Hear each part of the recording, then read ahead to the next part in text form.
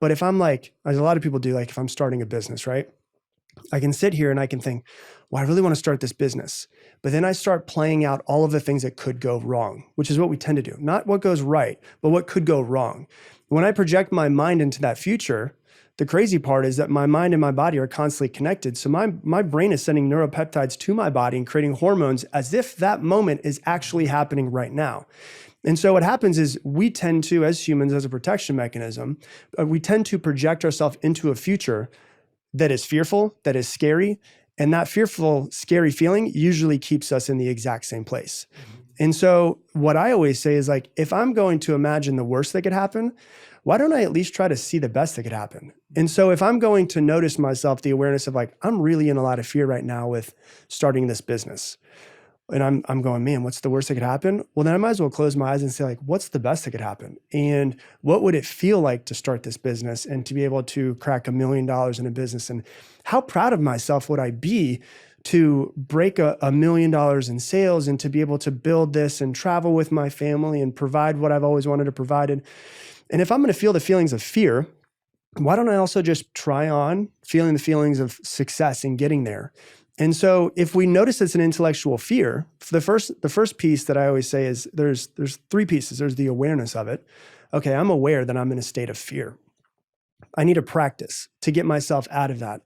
Okay, if I notice myself in a state of fear, what's my practice to get myself out of it? Well, I'm going to go ahead and I'm going to calm down and take 6 deep breaths. And I'm going to connect back to my heart. And I'm going to ask myself, like, what's the best thing that could happen? That's the practice to get myself out of it. And then the last piece is repetition. So it's awareness, it's practice, it's repetition. If I do it over and over and over again, eventually I start to rewire myself. So like one of the things that I found in myself years ago that I didn't like was that I judge people. And I'm like, man, I love people. Like I try to be of service as much as I can, but an immediate thought that will come in my head sometimes is like judgment of somebody that I don't know. And I just judge them. And I was like, I don't like that pattern. I want to change this pattern within myself.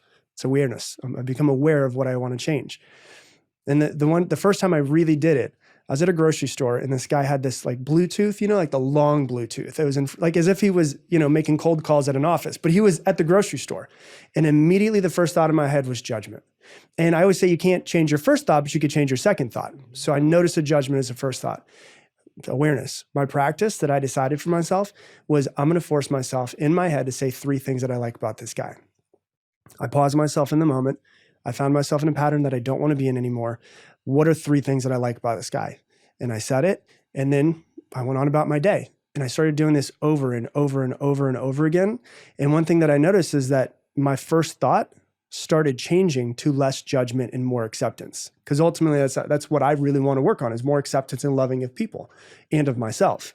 And so I think it's becoming aware of it. Once you're aware of the things that the pattern you're trying to change, what's the practice that you're going to take yourself down?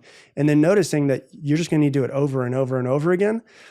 But one of the biggest keys is to give yourself grace as you're doing it. Because a lot of times we become aware and then we judge ourselves and we beat ourselves up for it. So I think it's giving yourself a lot of love and grace and going, hey, I've noticed this pattern. Don't worry, we're going to change it. Let's go on this practice and just continuing to do that. Yeah, it's so well said.